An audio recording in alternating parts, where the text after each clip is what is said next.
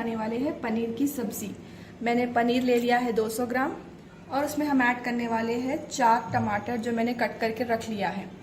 और ये देख सकते हैं प्याज, मैंने इसे तल के रख लिया है। अब इसे भी हम ग्राइंड कर लेंगे। 2 प्याज और 1 नींबू। और ये देख सकते हैं आप मसाले, ये है गरम मसाला पाउडर, धनिया पाउडर, ज़ीरा पाउडर है, ये कश्मीरी लाल मिर्च, ये हल्दी पाउडर और ये है खड़ा मसाला जो हम शुरू में डालेंगे।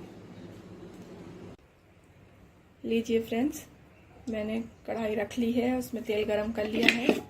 अब हम इसमें डाल। तब तक के लिए हमारे चैनल को लाइक कीजिए, शेयर कीजिए और सब्सक्राइब कीजिए।